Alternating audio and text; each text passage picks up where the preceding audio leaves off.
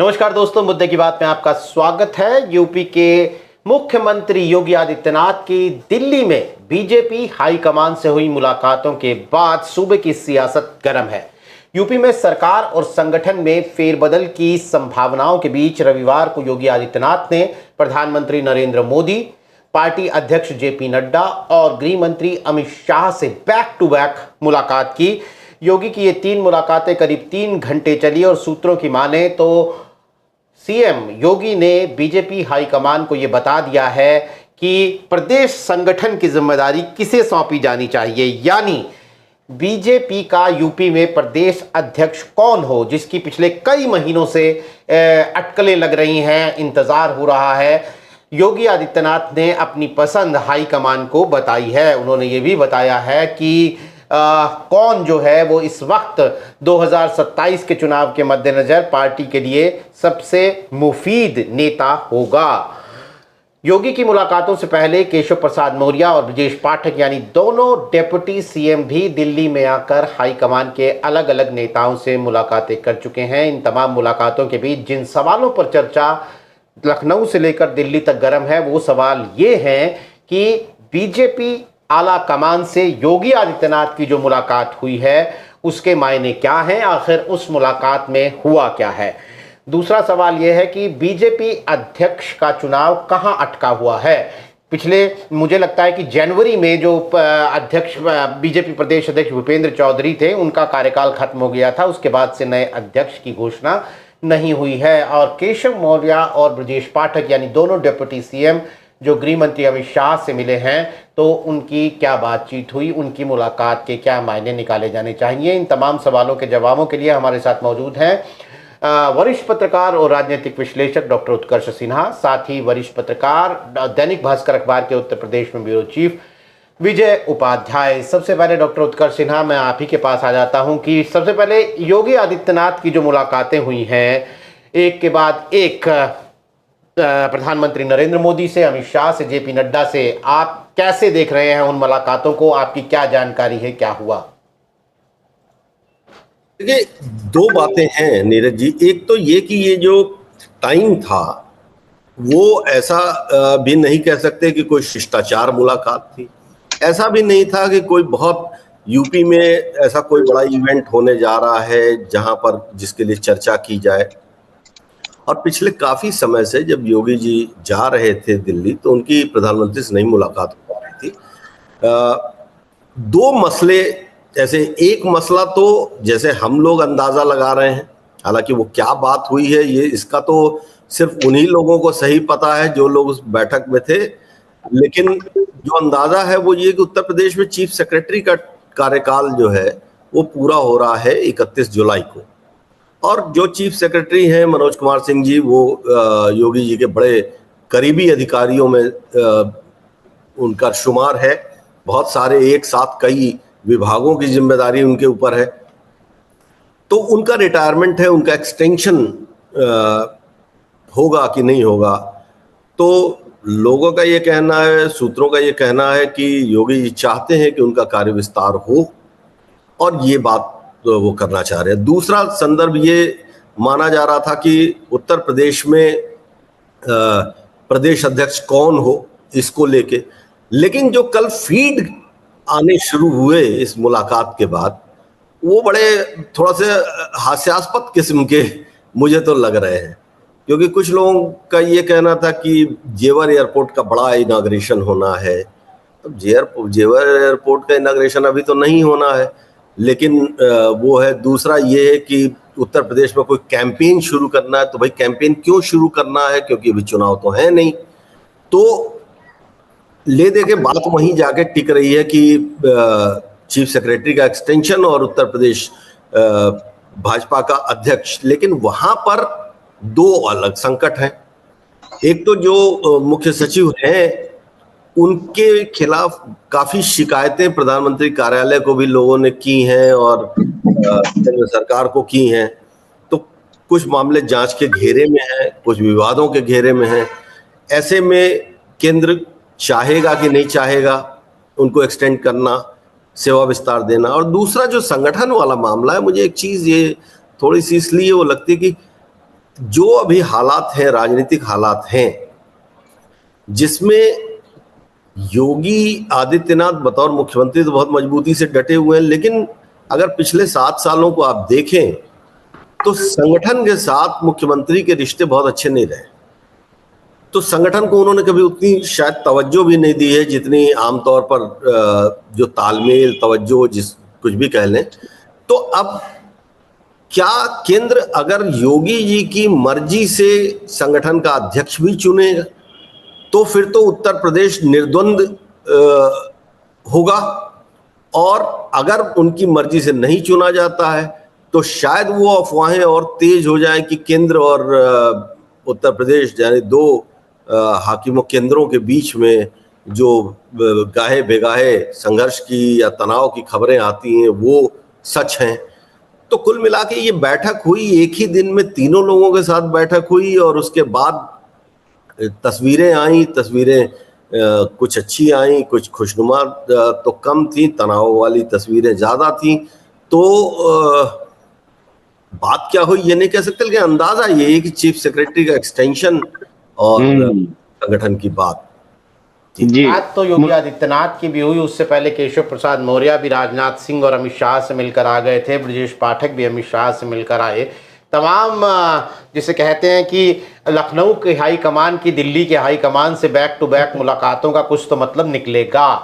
लेकिन जो बात कही बीजेपी अध्यक्ष को लेकर डॉक्टर उत्कर्ष सिन्हा ने, विजय जी, कि सीएम योगी आदित्यनाथ की पसंद का होगा नहीं होगा, कल भी जो बातें सामने आई कि सूत्र कह रहे हैं कि सीएम योगी आदित्यनाथ ने अपनी पसंद बता दी है।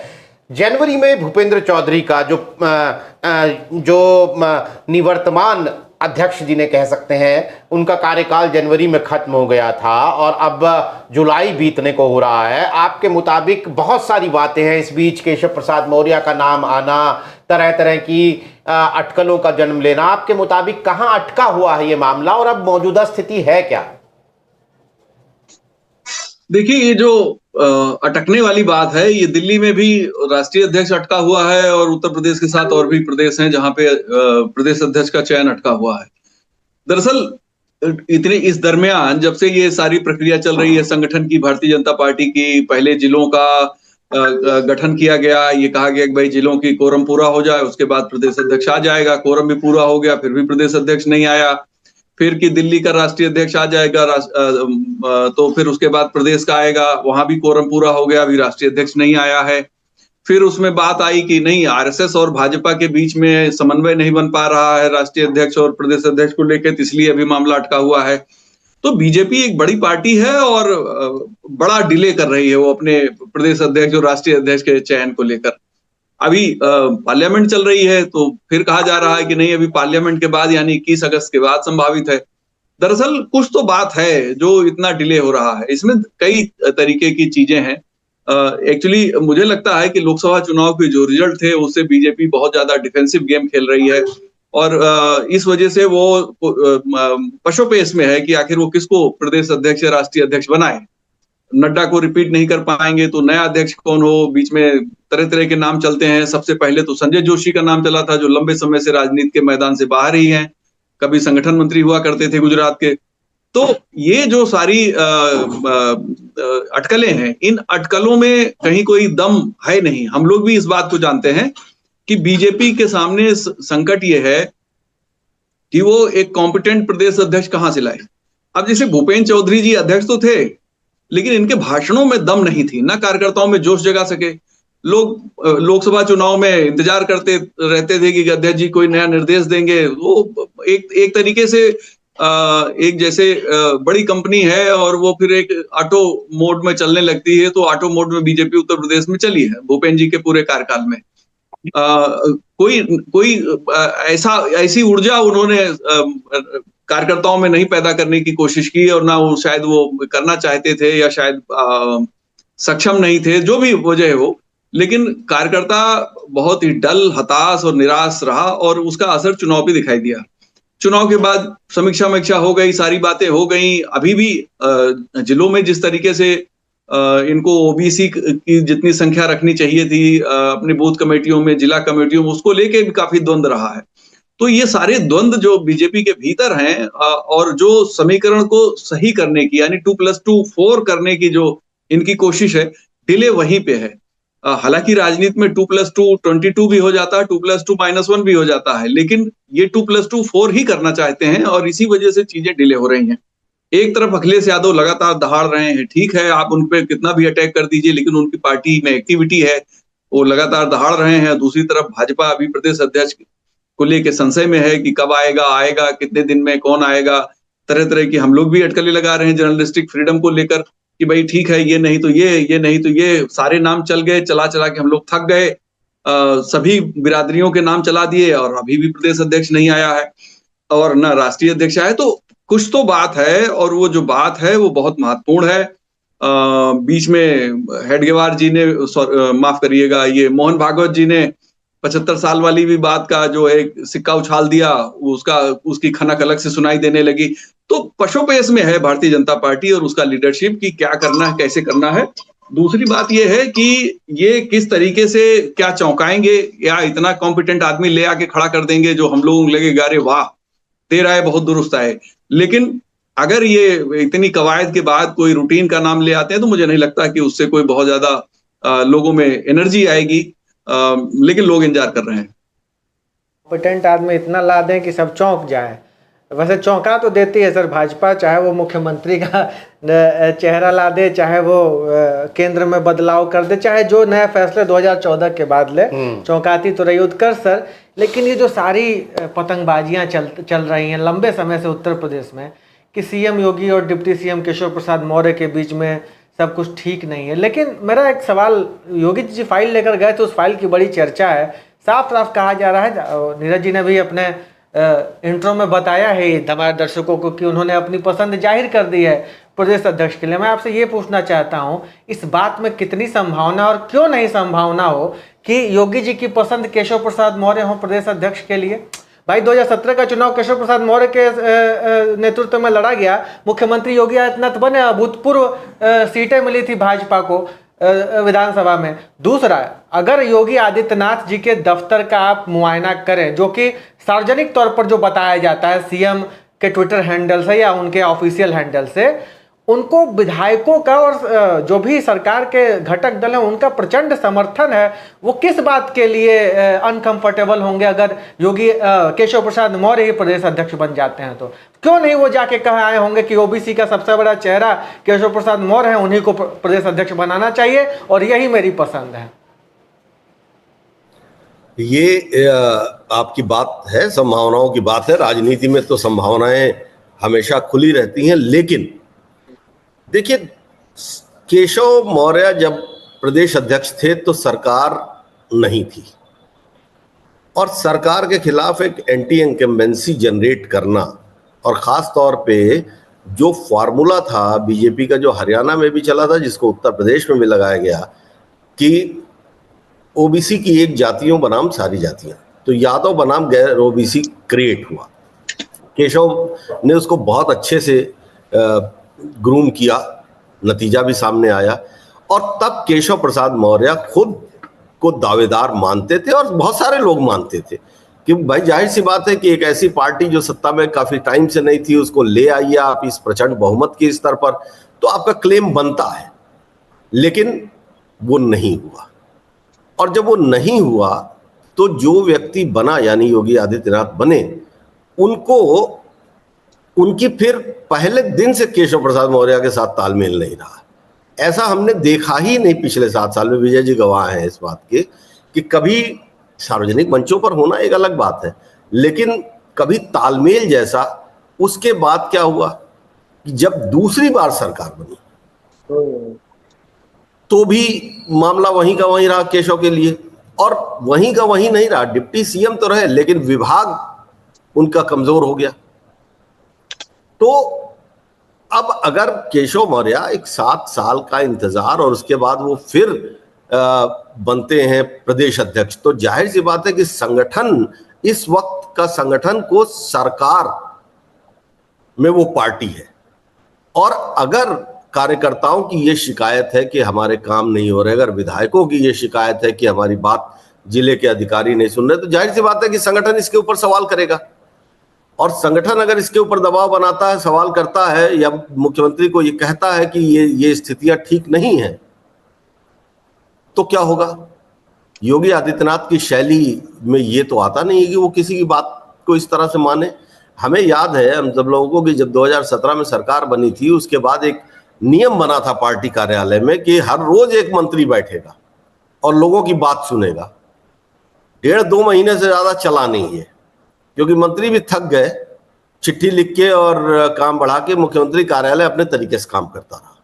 और जैसे जैसे समय बीता, वैसे वैसे चाहे ओम प्रकाश राजभर की नाराजगी, फिर पार्टी से बाहर जाना, फिर गठबंधन से बाहर जाना, फिर आना हो, या संजय निषाद का तौर तरीका हो, तो घटक दलों के साथ भी कोई बहुत, और उसके बाद वो भी याद कीजिए कि पार्टी के ही 200 के करीब विधायक जो है मुख्यमंत्री के कार्यालय के बाहर बैठ गए थे। ऐसी भी दृश्य हमने देखे।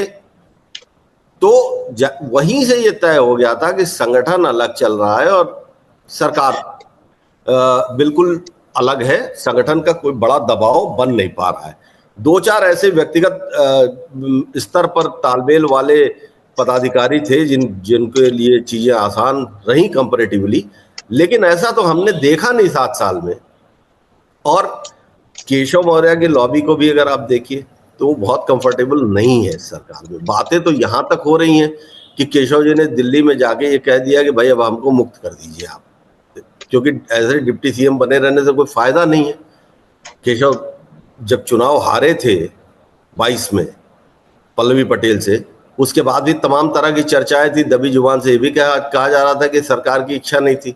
तो इतना तनाव अगर है तो फिर वो रिकमेंडेशन आ जाए, क्योंकि पिछड़े वर्ग के चेहरों में ऐसा नहीं है कि केशव मौर्य। स्वतंत्र देव सिंह एक नाम है जो प्रदेश अध्यक्ष रह चुके हैं, एक सफल प्रदेश अध्यक्ष माने जाते हैं, कार्यकर्ताओं के साथ तालमेल अच्छा, आजकल योगी जी की गुड बुक पे भी है, तो उनका नाम वो क्यों नहीं लेंगे? तो बहुत सारी ऐसी चीजें हैं जो बात विजय भाई कह रहे हैं। लंबे समय से स्वतंत्र देव सिंह तो लंबे समय से। एक लाइन और मैं जोड़ दूं, जो बात विजय भाई कह रहे थे, मैं थोड़ा सा उस बात पे बात जरूर करना चाहता हूं कि देखिए, इस वक्त की जो भारतीय जनता पार्टी हो गई है, और खासतौर पे उत्तर प्रदेश और केंद्र को अगर आप मिला ले और उसके बाद फिर आरएसएस को भी जोड़ ले, तो एक टाइम की कांग्रेस हो गई है ये, जहां छत्रप इतने मजबूत हो जाते थे कि वो आला कमान के नियंत्रण में कई बार नहीं दिखते थे। अब यहां तो तिहरा मामला है। अब इस वक्त तो यहां तक है कि भाई आरएसएस का जो दबाव, जिसकी चर्चा हम लोग इतने सालों से करते रहे हैं, देखते रहे हैं, वो दबाव क्या भाजपा आला कमान पे काम कर रहा है? क्योंकि भारतीय जनता पार्टी एक बहुत अनुशासित पार्टी होने का हमेशा एक बात होती रही है। वहां पे 1.5 साल से कार्यकारिणी की बैठक नहीं हुई हो, राष्ट्रीय कार्यकारिणी की बैठक नहीं हुई हो, वहां पर एक दूसरे को इशारों में संदेश दिए जा रहे हो, और राष्ट्रीय अध्यक्ष की घोषणा ना हो पा रही हो, कोई ना कोई बहाना लेके टाला जा रहा है। तो चीजें इतनी सहज तो है नहीं। बीच बीच में ये भी होता है कि साहब उत्तर प्रदेश में मंत्रिमंडल में थोड़ी फेरबदल की जाएगी, ओवरहॉलिंग की जाएगी, वो भी नहीं हो रहा है। तो ये सामान्य स्थिति तो है नहीं, ये तनाव की स्थिति। अब ऐसे में तनाव को और बढ़ाना, कौन सा पक्ष उस तनाव को बढ़ाना चाहता है और कौन सा पक्ष उस तनाव की जगह रिवर्स टेंशन या इक्विलिब्रियम बनाना चाहता है, यही सब तो वो सवाल है जिसके जवाब अभी मिल नहीं पा रहे हैं। हर रोज एक नई खबर आती है, हर रोज एक नई चर्चा होती है, और मामला फिर ढाक के 3 पात। सर, जब भाजपा ऐलान करेगी आधिकारिक तो हर सवाल के जवाब मिलेंगे, तब तक तो बातें और विश्लेषण चलते रहेंगे। लेकिन नीरज जी, एक बात है कि जैसे जब भाजपा में इस तरह की बात हम लोग यूपी में कर रहे होते हैं कि केंद्रीकृत सत्ता है, और दोनों डिप्टी सीएम को इस बात को लेके होता होगा कि भाई हम डिप्टी सीएम क्यों हैं, इस तरह के अगर बातें उठती हैं, तो आप आसपास नजर दौड़े ना, हरियाणा, मध्य प्रदेश, असम, जहां जहां भाजपा की सत्ता है वहां मुख्यमंत्री ही तो केंद्र में है। बिल्कुल, आसपास कहां कोई मंत्री और डिप्टी सीएम देखता है। ये नई भाजपा है, और शायद ये इसी तरीके से काम करती है, केंद्र से लेके प्रदेश तक। वो एक जब नेता चुनती है तो मुझे लगता है कि उसको फ्री हैंड देती है, क्योंकि योगी आदित्यनाथ जिन नीतियों के लिए जाने जाते हैं, कांवड़ से लेकर तमाम जगह पर कोई रोक तो है नहीं उनकी नीतियों पर, वो नीतियां अपने फुल फ्लेज में चल रही हैं।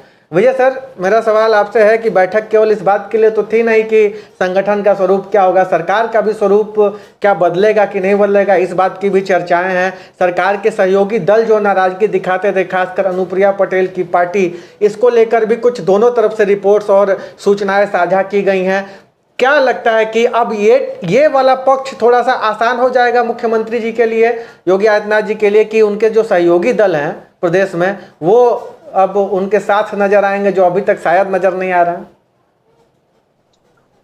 नहीं, देखिए, एक तो ये जो आप कह रहे हैं कि आप हरियाणा से उत्तर प्रदेश की तुलना कर रहे हैं, जो शायद उचित नहीं है। आप राजस्थान, मध्य प्रदेश, महाराष्ट्र वगैरह से तुलना करेंगे तो वहां भी डिप्टी सीएम है।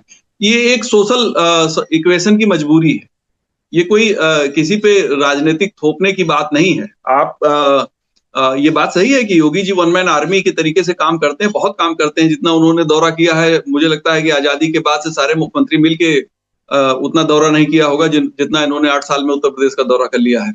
लेकिन मध्य प्रदेश में भी डिप्टी सीएम है, राजस्थान में भी डिप्टी सीएम। आजकल deputy CM political social equation को मेंटेन करने के लिए रखे जाते हैं।